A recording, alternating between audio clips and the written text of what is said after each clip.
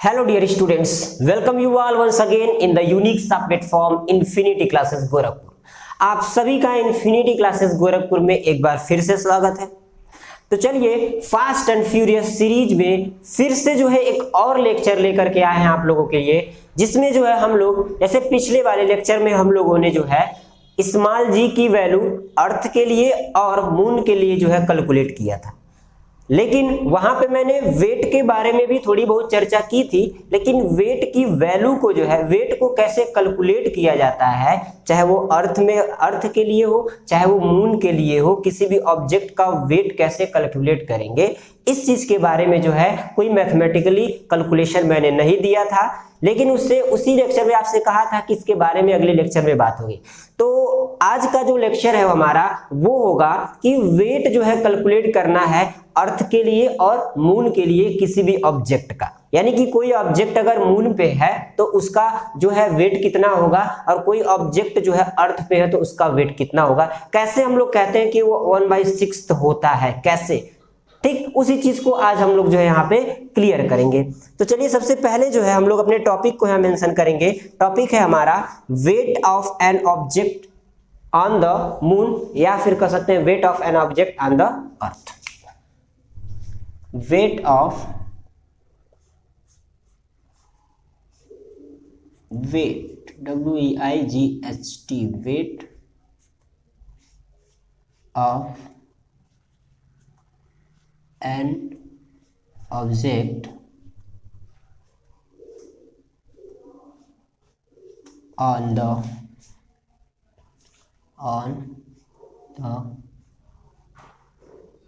moon and earth,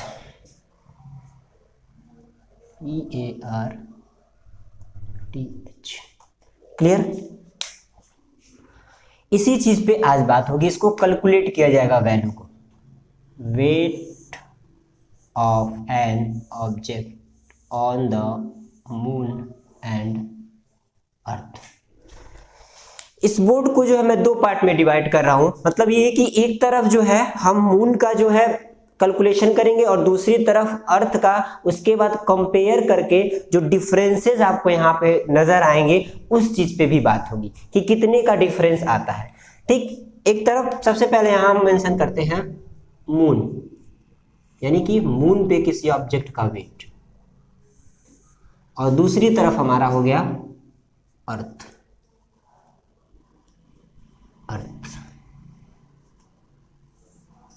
ठीक, सबसे पहले बात करते हैं मून की।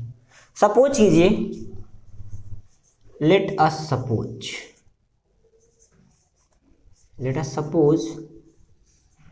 अ बॉडी, कोई बॉडी है या कोई ऑब्जेक्ट जो भी कह सकते हैं, a body of mass small m। ठीक, यानी कि हमारे पास एक बॉडी है जो कि मून पे है, उसका मास हमने क्या कर लिया, सपोज m कर लिया, यानी mass is equals to m। हमें एक रिलेशन याद है, पिछले क्लास में मैंने बताया था कि जब भी किसी ऑब्जेक्ट का वेट जो है कैलकुलेट करना हो, चाहे वो अर्थ पे कैलकुलेट करना हो और चाहे वो मून पे कैलकुलेट करना हो, तो मैंने एक रिलेशन बताया था। वो रिलेशन है वी नो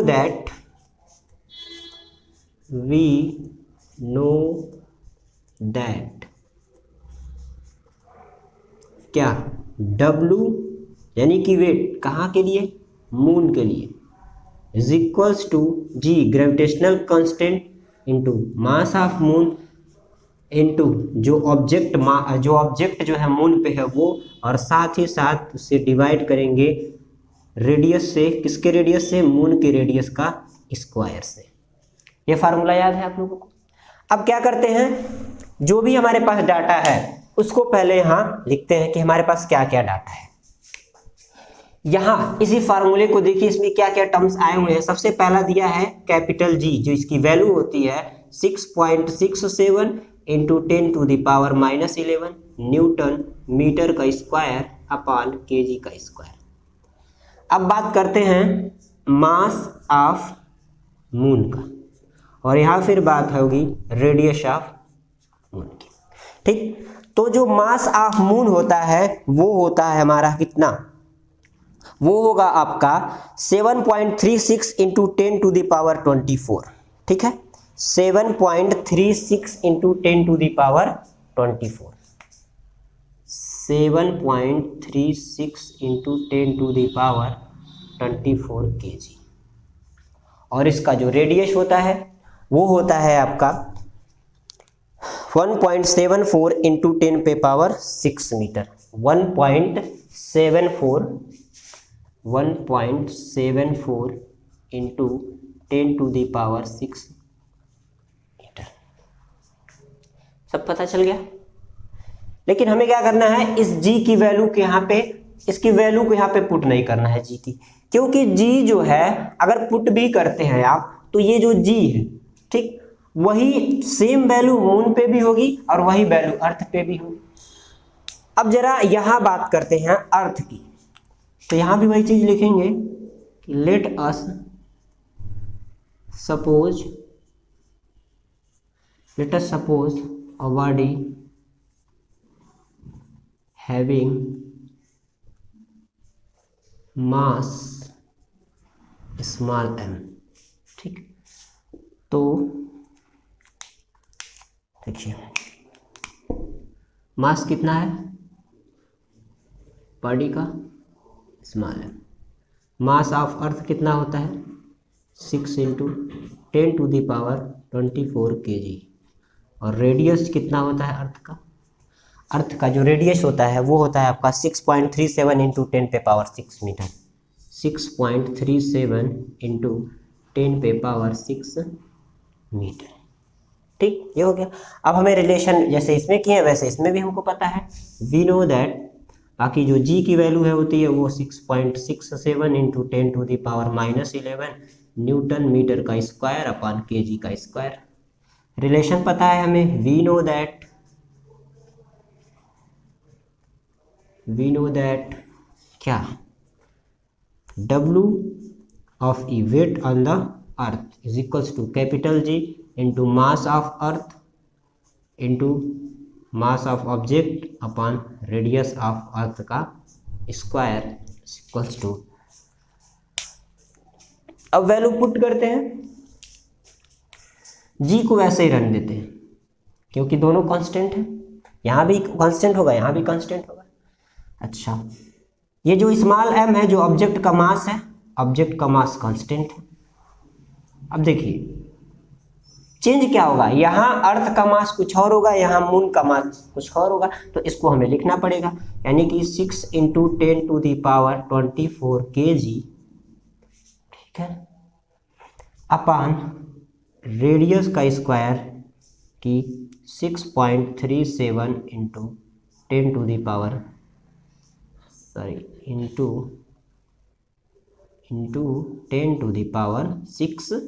मीटर का स्क्वायर हो गया। अब वही सेम चीज यहाँ करते हैं।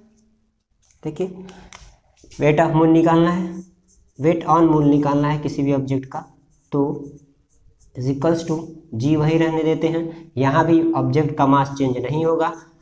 मास ऑफ मून यहाँ पे दिया हुआ है 7.36 into 10⁻24 upon radius of moon 1.74 into 10⁻6 का स्क्वायर।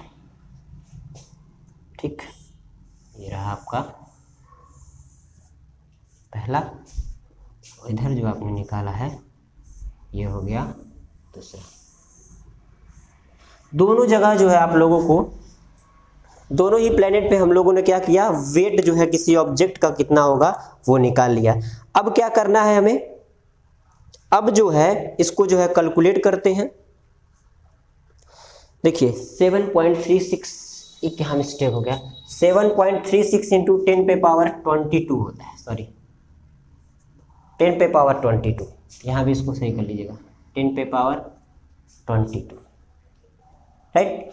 अब दोनों इक्वेशन को जो है डिवाइड करेंगे, यानी कि सबसे पहले क्या करेंगे, इक्वेशन नंबर फर्स्ट यानी कि जो वेट ऑफ मून है उसको डिवाइड करेंगे वेट ऑफ अर्थ WE से, यानी कि वेट ऑफ मून इसको मान लेते हैं फर्स्ट इक्वेशन और ये है आपका second equation, dividing first equation by second equation, dividing यहाँ देखते हैं, dividing equation first by second we get, क्या मिलेगा हमें, देखिए ये रहा WM upon WE is equals to GM into 7.36 into 10 to the power 22 upon 1.74 into 10 to the power 6 का होल स्क्वायर, ये हो गया।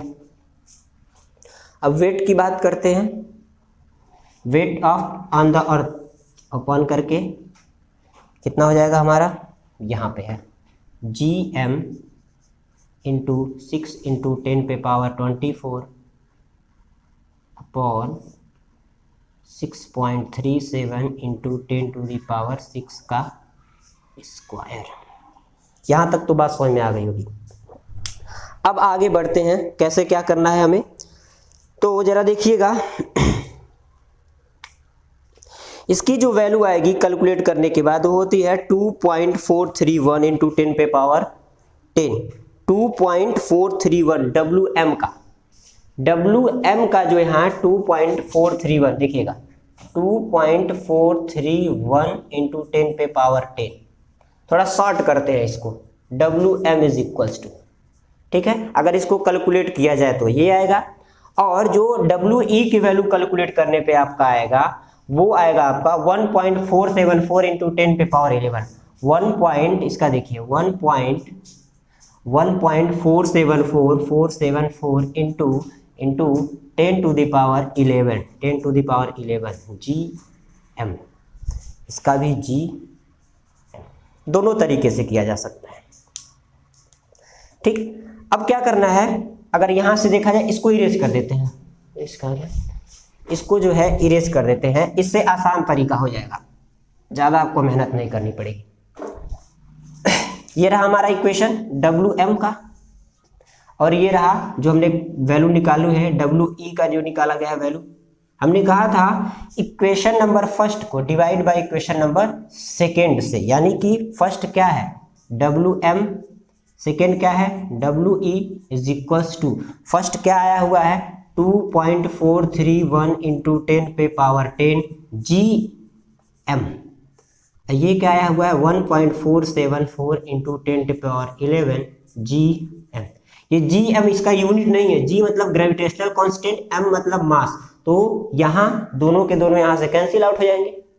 अब दोनों कैंसिल आउट हो जाएंगे तो इसको जो है जब हम आगे और इसको थोड़ा सा सॉल्व करेंगे तो हमारे पास आएगा 0.165, इसको थोड़ा सा और सॉल्व करने पर 0.165, और इसको थोड़ा और सिंप्लीफाई करेंगे तो आएगा 1/6। बात समझ में आ रही है? क्या किया मैंने, पहले वेट ऑन द मून, किसी भी ऑब्जेक्ट का वेट मून पे फाइंड आउट किया, किसी भी ऑब्जेक्ट का जो है वेट जो है अर्थ पे फाइंड आउट किया। मैंने क्या किया, फिर फर्स्ट इक्वेशन को सेकंड इक्वेशन से डिवाइड किया, तो डिवाइड करने के बाद हमको क्या मिला 1/6 मिला। और यही हम लोग कहते हैं कि कोई भी ऑब्जेक्ट होता है अगर उसका जो है वेट अर्थ पे 60 kg है तो मून पे जाके उसका 1/6, यानी कि अगर 60 है तो 60 इंटू 1/6 दैट मीन्स 10 kg हो जाता है। तो ये 1/6 आया कैसे था, बार बार ये बात आती है कि 1/6 कैसे मान लें कि 1/6 ही होता है। तो अगर आप लोगों ने इस चीज को समझ लिया होगा तो मुझे पूरी उम्मीद है कि आपको पता चल गया होगा कि क्यों 1/6 कहा जाता है, क्यों 1/6 टाइम जो होता है वो लेस हो जाता है किसी भी ऑब्जेक्ट का मास मून पर जाकर के। ठीक, तो चलिए ये था हमारा weight of an object on moon and earth, यानी कि मून पे और अर्थ पे किस तरह से जो है वेट वेरी करते हैं, किस तरह से चेंजिंग आती है, वो सारी चीजें इसमें बताई गई थी। तो ये था हमारा आज का topic, fast and furious series का एक और छोटा सा लेक्चर, जिसमें आप लोगों ने जो है किस तरह से कैलकुलेट करते हैं वैल्यू को, 1/6 कैसे आता है, कहाँ से आता है, किस फार्मूले से आता है, सारी चीजें क्लियर हो गई। एक और हमारा लेक्चर बचा हुआ है फास्ट एंड फ्यूरियस सीरीज के साथ, इसी तरह से जुड़े रहिए, उसका भी लेक्चर आप लोगों को जल्द ही मिल जाएगा। तब तक के लिए take care and continue your study.